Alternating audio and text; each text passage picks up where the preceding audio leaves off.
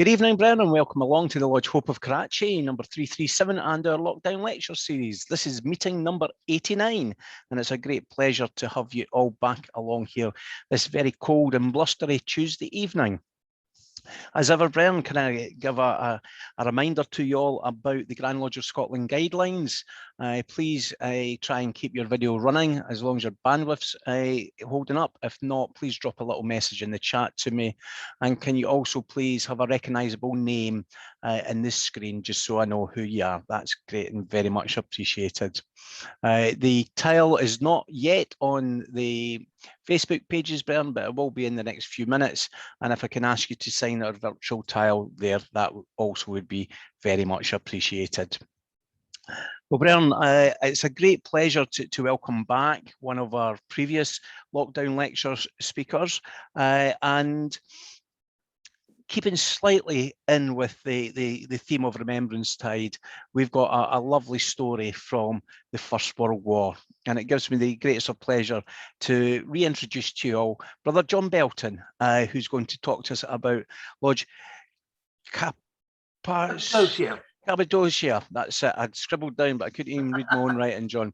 Cappadocia. So, John, the virtual floor is yours, sir. Thank you.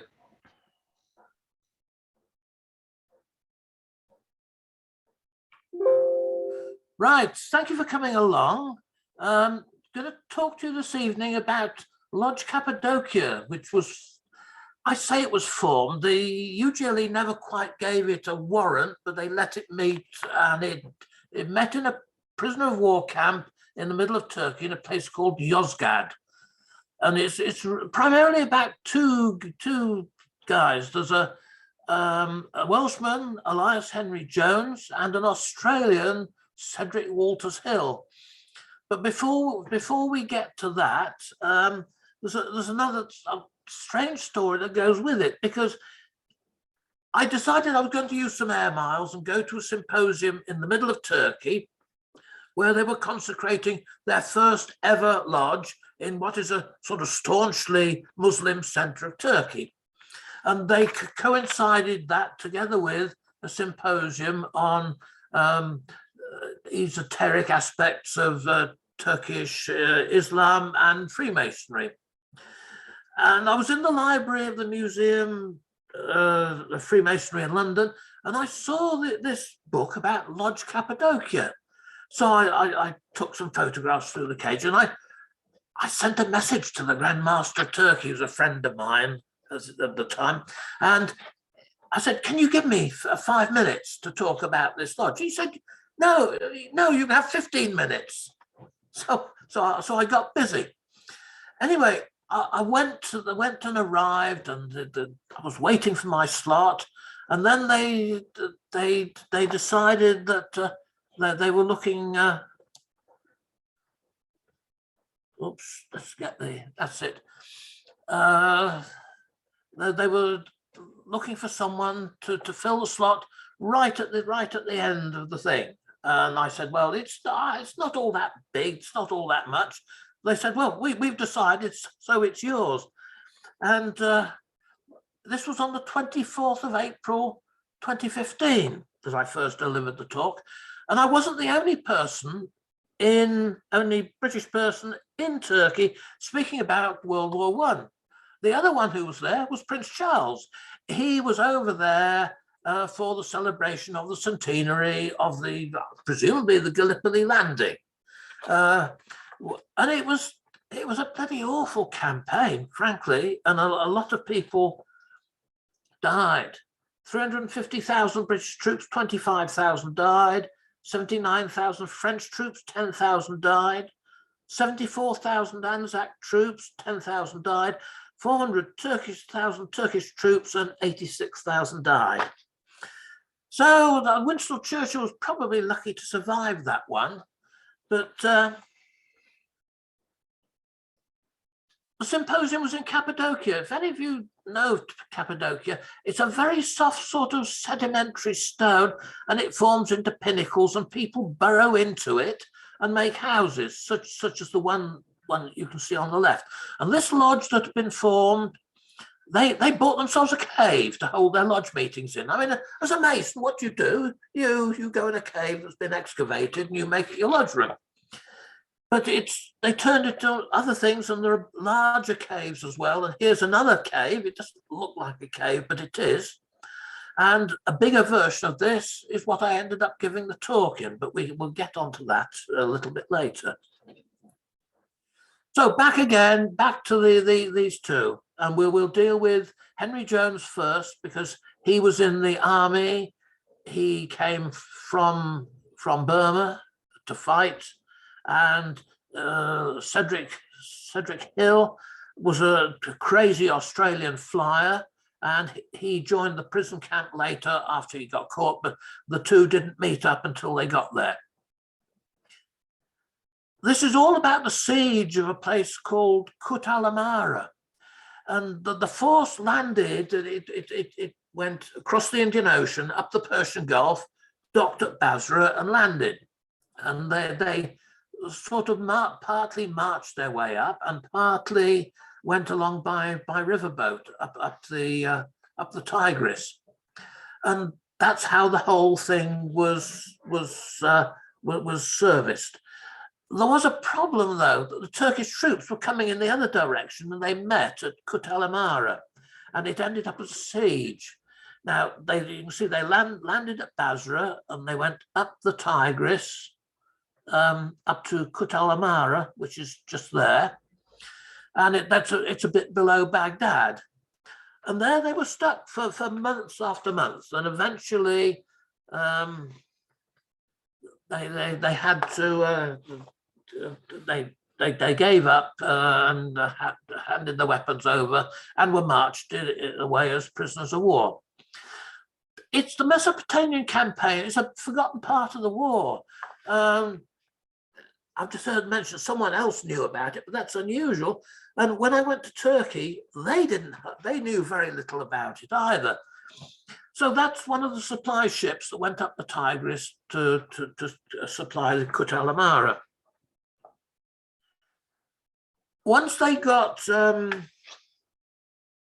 were under siege. There's no supplies going in and out. You can see Kut Alamara is the bit there, surrounded by the river. So it's defensible, and that they actually tried to supply the basic essential foodstuffs of the army by aeroplane.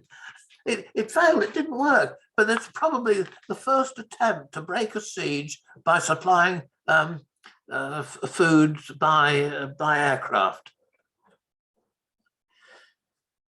Lieutenant Sir Elias Henry Jones, born in Aberystwyth in Wales. His father was a university man, so that's how he ended up in Glasgow. Then he went to Oxford, passed the Indian Civil Service exams, and got sent to Burma. And he was there from 1906 to 1915. And then he was sent to Iraq as part of an artillery regiment and captured in 1916. So he was a prisoner of war for quite a while. And I can't get a complete map, but Kut Alamara is somewhere near the bottom right. And then you have to go up through Baghdad, up through Mosul, across to Aleppo, which is somewhere about there. And then if you're the dotted line that you can see going all the way through goes via Ankara and then to Yozgad, which is there. So 29th of April, they were taken prisoner. 27th of May, that's a month later, they got north of Baghdad to Mosul. Another 3 weeks, they got to Aleppo in Syria. Another, I suppose, 20, another 10 days to get to Ankara. They were lucky there because there were trains all the way. And then the last bit was by truck or whatever it was to Yozgad. What the Turks had done is they had no fences around their prisoner of war camps. They didn't bloody need to. You're surrounded by about 500 miles by people who only speak Turkish and expect everyone else to speak Turkish. You'd have a pretty difficult time making your way and not managing to avoid speaking to people. Yozgad was a village that had quite a large Armenian population. So up on the right, there's the main street with the mosque at the end, and then nice big houses. And the one on the bottom left, that was the sort of typical house that was left by some Armenians. I don't know. The Armenians had a really bad time in Turkey. A lot got killed, a lot got dispossessed. These were pushed out of the houses, and the houses were actually used as dormitories for the prisoners.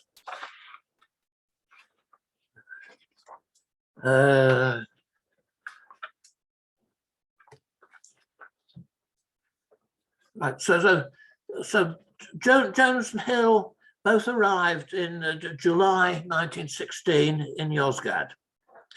The camps, it's too grand a word. They were in the village, they weren't locked up, they could wander around.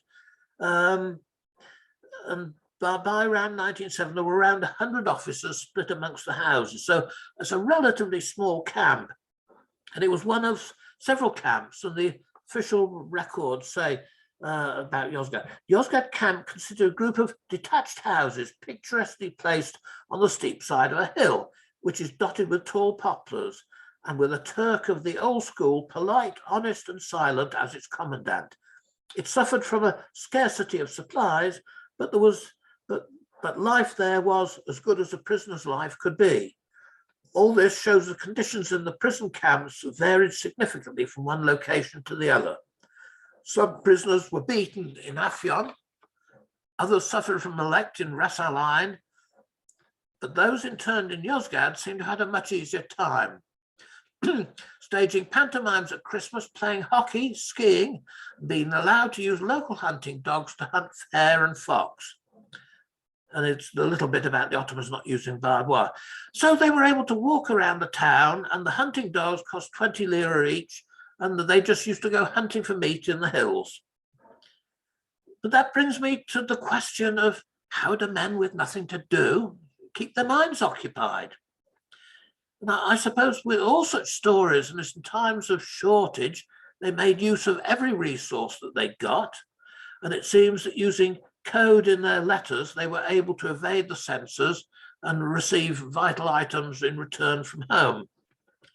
And it appears that one officer managed to keep his camera, and they actually were able to smuggle in some film in their food parcels and take pictures. There were few attempts to escape, and a general agreement not to try and do so. Escape was clearly problematical, for as Jones wrote, escape was not a question of defeating the sentries. The gamekeepers who preserved our numbers intact were nearly all old men, were very far from being wide awake. On fine days, they snoozed at their posts, and if it was cold or wet, they snuggled in their sentry boxes. Several officers proved by experiment it was no difficult matter to get out of the camp and back again without detection. The real sentries were the 350 miles of mountain, rock and desert that lay between us and freedom. Hill did have a plan to escape in June 1917, but this was stopped by the senior officers. Mainly, it seems, because they thought the response of the Turks would be unpleasant.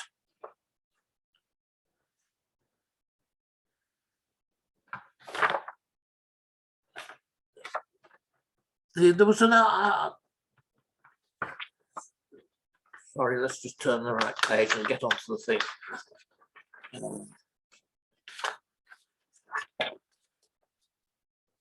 One of the senior officers in Yozgad was a Major Dunn. And once stationed in Yozgad, he'd written to Grand Lodge in London asking for a warrant for a lodge, saying that in the interim, he was starting a lodge of instruction with 8 other brothers. And the reply from London refused his request for a warrant, but it was Dunn who acted as master of the lodge. Master of the lodge and lodge of instruction. The first lodge meeting was in February 1918, and all 9 founders were present, and they've all signed there. And down there is brother E.H. Jones in a guard. It's these minutes which were exhibited in the library in London. The record that near the end of the meeting, greetings were received from those present, and the list of lodges who gave greetings is below, and it's an interesting mix. Lodge St George in Bombay, Lodge of Vale of Eden, Appleby in Cumbria, Anchor of Good Hope in Niligiris, Lodge McMahon in Quetta, Lodge St Andrew in Edinburgh, number 48, Lodge Connaught in Ahmadinagar, Lodge Philanthropic in Moulmein, which was where Hill had been initiated, and one in Lucknow and another in Croydon near London. So it was a real mix-up of people.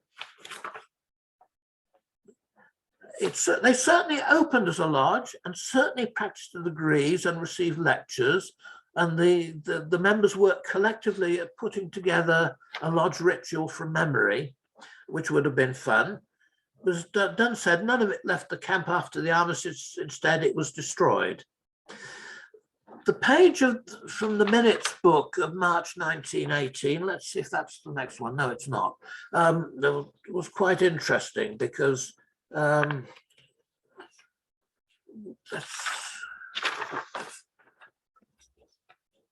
we'll go back just a step from that. So we're back again to thoughts of escape. It seems that Hill and Jones were both, although separately, more obsessed with thinking about the possibilities of escape than the others. Jones started a craze in the camp for using the Ouija board, and in Australia, he'd been a bit of a conjurer and a magician. So he was into these sorts of things. And what they did is they used their doctor, Dr. Farrell, as the other partner in the seances. If you're not familiar with the Ouija board, it's a flat board marked with the letters of the alphabet and numbers, and participants place their numbers on a small piece of wood called a planchette or a glass, which they used, and move it around the board. That's said to be by the spirit force, and it lands on letters that spell out words. So that they did this, and the Turkish officials were aware of what was going on, and they said, well, we think we can find some buried treasure. So they managed to retrieve a message that there was buried metal in the garden of the house, although it was only the remains of an old pistol that they buried, but it was found. And the idea apparently was enough to convince the commandant that by other messages that could be buried treasure on the Aegean coast. And they thought if they could get him to take them there, then they'd be able to find it. The idea was that once having got to the coast, they'd steal a boat and escape to Cyprus. The plan failed to work. Well, it's quite a long haul, actually, to get the official done to travel by train and take them as well. So they started the project to be declared insane instead. And they pretended they were in touch with all telepathic communications with all sorts of people. And here's the meeting of the Tuesday, the 19th of March. And it says, all members as per nominal roll, except Lieutenant Jones, were present, in brackets. Lieutenant Jones was undergoing confinement for being in telepathic communication with some person or persons unknown. So they played this game, and with some connivance from the doctor on how they would have to behave to be declared as insane, they got the commandant to do that, and they decided to send them off to Turkey by train so that they could be investigated by psychiatrists in Istanbul. So they set out, and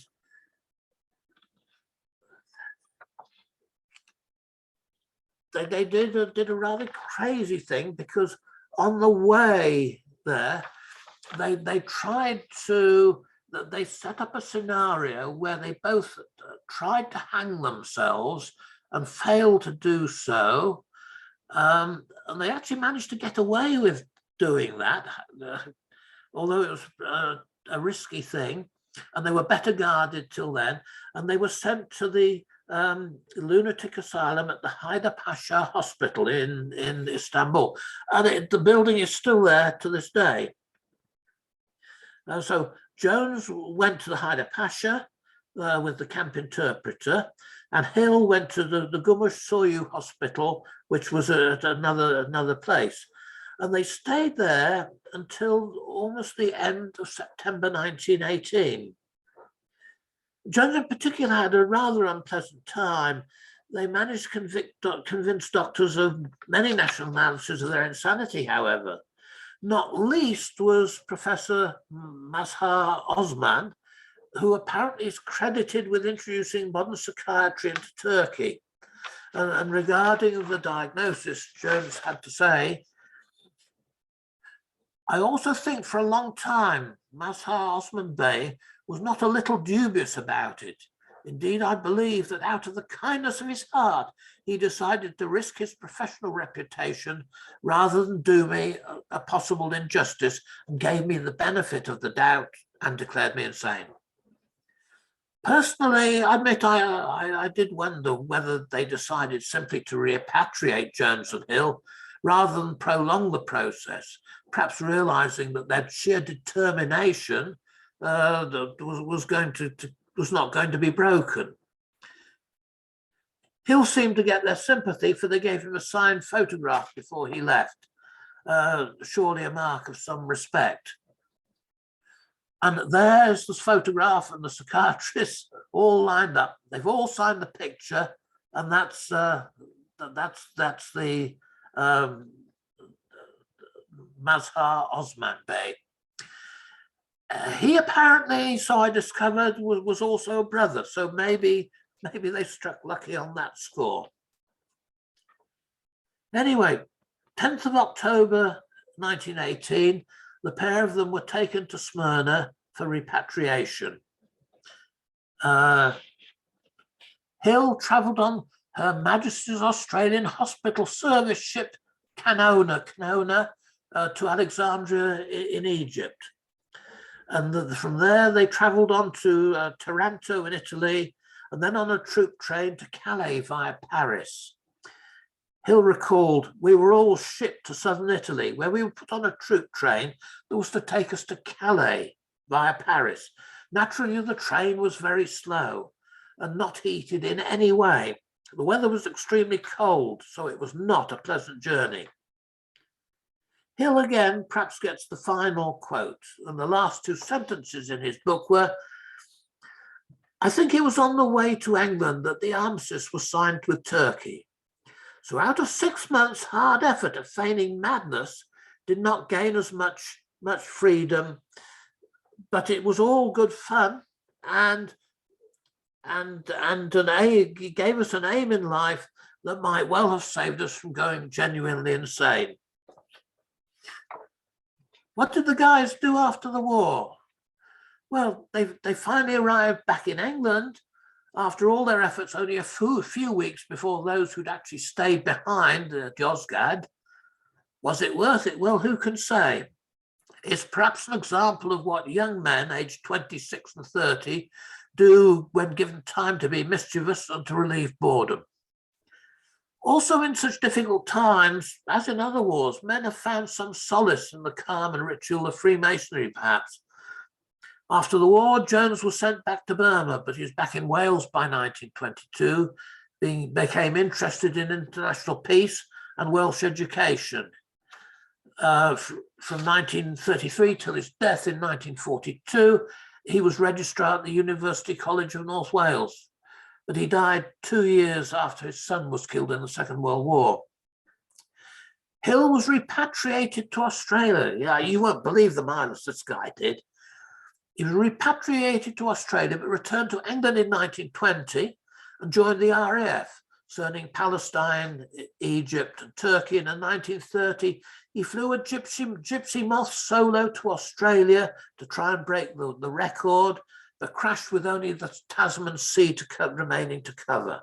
He commanded No. 1 Fighter Squadron in 1934, and then in 1942 was back in the Middle East again. So a guy who fought 2 world wars there.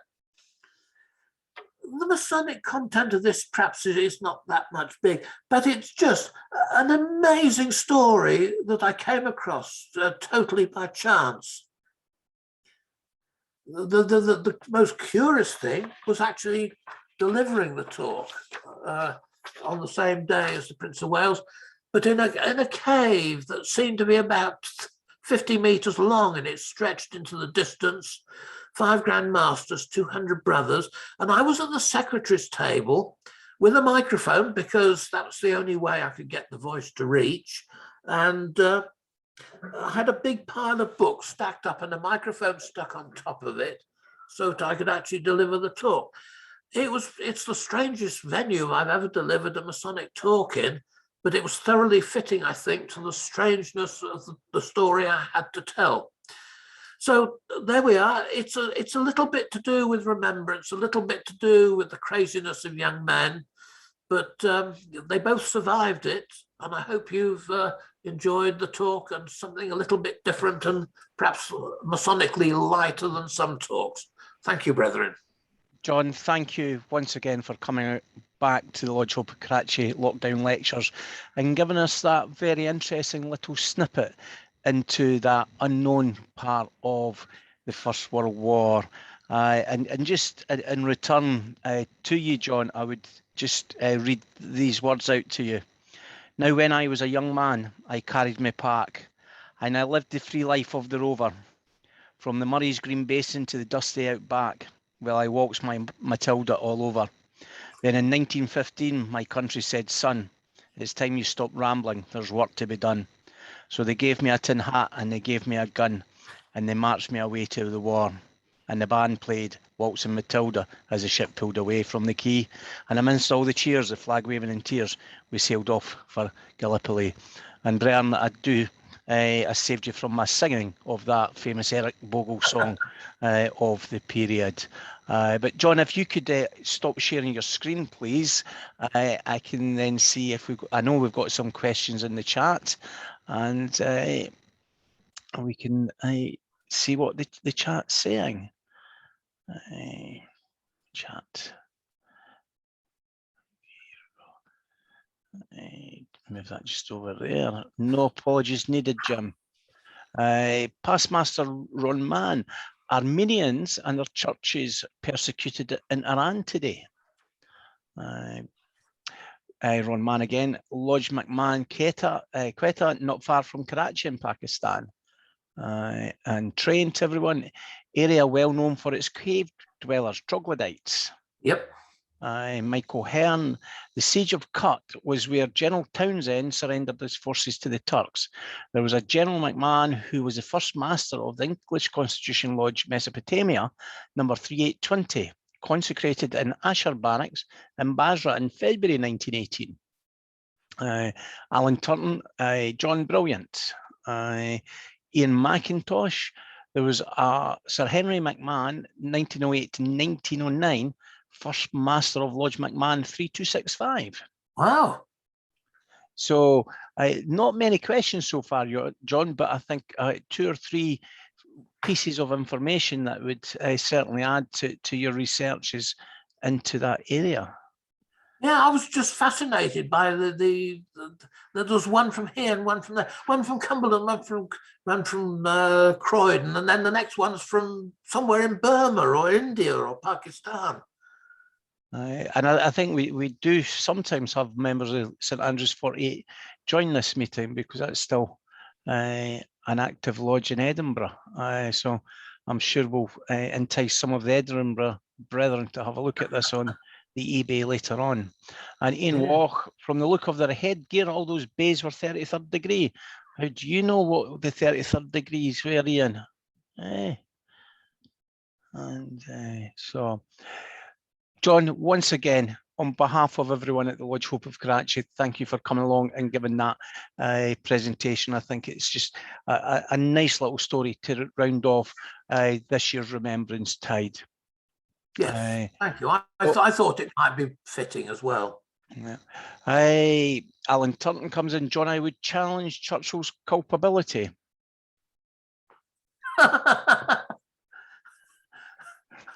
Yes. Well, I suppose that's a deep strategic political thing, isn't it? It must be difficult when you.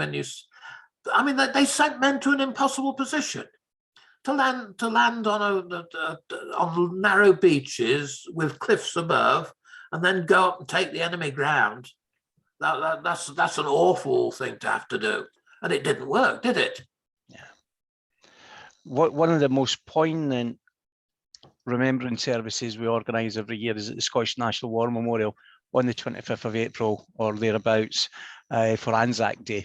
And the Turkish consulate comes along and he does a little poem in Turkish that basically says that the Australian and the British soldiers and the New Zealand soldiers are now their sons, and that they will look after them just in the same way that we're looking after their own. And it's a lovely ceremony of reconciliation between two allies now that over 100 years ago were sworn enemies. And that is absolutely the case. And I know that because I went with Tony Pope an Australian now, and he went with me to Istanbul, and we went to Ankara, and then afterwards he went on down to Gallipoli with Trevor Stewart. I don't know if any of you know Trevor, and they had a marvelous time, and they were very received in a very friendly manner. And he laid a wreath in memory of his grandfathers, and he had to go back and tell his mother that he'd laid a wreath at her father's grave. At the time, he was an Englishman, but he was sent to Gallipoli, and they were going in on the landing craft, and two landing craft collided, and both went down, and everything went down with them because they were laden up to the eyeballs. And he died never having set foot on Turkish soil at all. Yeah. Michael Hearn comes in with another comment. I suspect Lodge Cappadocia was a lodge of rehearsal. Ian McIntosh, well done, John, an interesting talk. Thanks for that. And he also comments, Churchill was at that time the MP for Dundee, MP from 1909 to 1920. Oh, I didn't know that. Aubrey, you've got your hand up. I have indeed, Gordon. You mentioned the Gallipoli, and you also mentioned the Anzac Day celebrations. I've been to various of them out here in Chile, and the trouble is, it started at 8 o'clock in the morning. Never mind. But one of the most impressive things was the statement that you've just made, which for me was the most impressive things. The statement you just made about you are now our brothers, effectively. Brothers you belong to us, and we're going to bury you and look after you well. And that's it in a nutshell. But it was made by the president of the country, Ataturk, at the time. And I think for me, it's one of the most, it really makes the hairs jump on the back of your head to think that here we are, we got beaten to hell out of them by the Turks, the New Zealanders and the Australians and the British and things like that. And Ataturk made that comment, the president. Fantastic. Actually, the Turkish casualty rate was the highest of all. They lost an awful lot of men. Yeah, yeah. What I'll do, Brian, I have got the programme of that event someplace. I will dig it out and I'll post it on the Facebook later, because that Turkish poem is very, very moving. And we always get Australians and New Zealanders there up in the castle, and those who visited the National War Memorial. It's a humbling place anyway, but to see that reconciliation firsthand every year, it's so moving. You see, the point is, it isn't just words. They practice. If you go there, they practice it. Yeah. That's what makes it different. Still, Alan, you want to cause trouble? Yes, always want to cause trouble, Gordon. Firstly, Trevor Stewart has visited La Trobe Karachi many times and presented to us. The second comment was about Churchill. It's very, very interesting because Roy Jenkins wrote a biography of Churchill when his papers were released after the war. Now, Roy Jenkins was politically in complete opposition to Churchill. And about a third of the way in the book, he says he's very, very much changed his opinion in that he still finds much to fault with Churchill. But one of the things he raised was there were several times in Churchill's career where he took the blame and it clearly was not directly his. And as we know, Roy Jenkins was a very, very great lawyer.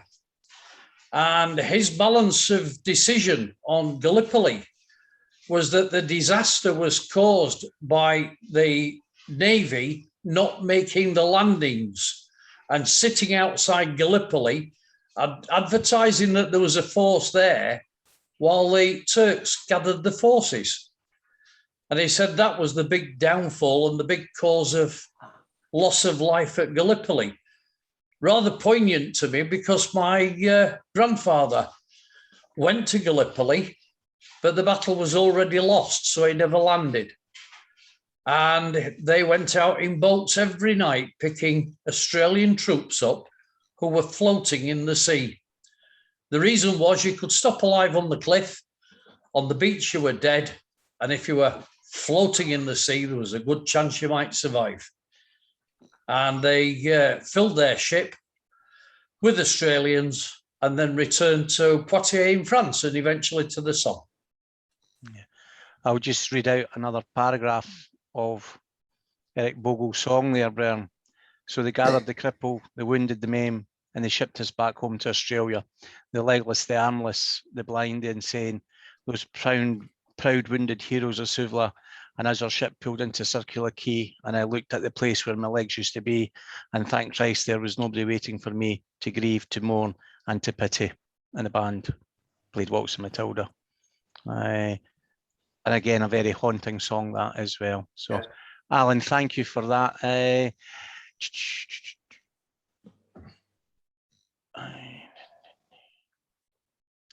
That's all the comments I've now got in. So, John, once again, thank you so much.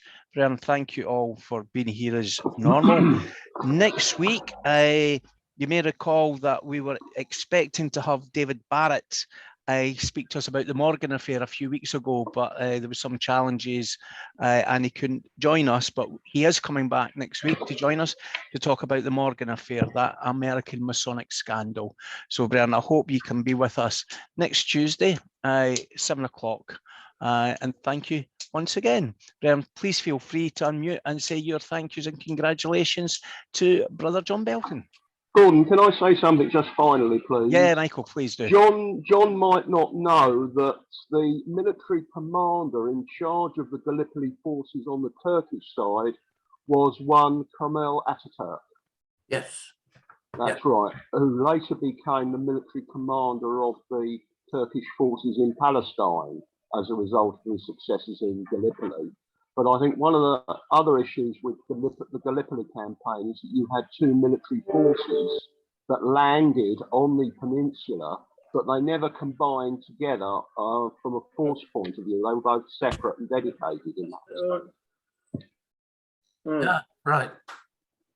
If you look at the history, as I say, side of it, and I think it's too easy to blame the Navy, but there again, the comments I've read about Gallipoli was that it was an ill thought out campaign by by Churchill, but there again, others will have their views on it.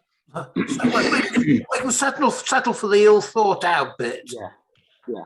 Mhm. Okay. We can take the blame on our shoulders, can't we, Nobby? Yeah, we'll take the blame. It's Well, all our fault. Take it on, big, strong, We've lived with roughy, that for toughy. years. We can suffer it. We'll sort them out outside, Aubrey. Let the historians sort it out and decide whether it was us or not. Aubrey, bollocks.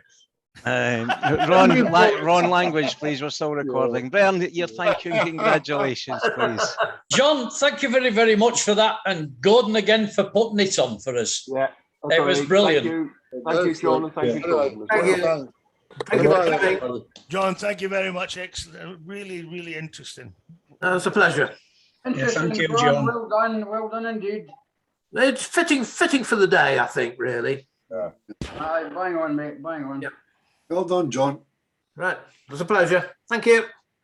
Thanks, John. That was absolutely brilliant. It's great to hear about these little things in history that otherwise we'd never hear about. A little bit of research like that goes a long way to enlightening a lot of people that don't know about things like this. Yeah, Thank but you very much. Really You enjoyed it. just have to fall over a bit of information and then do something with it.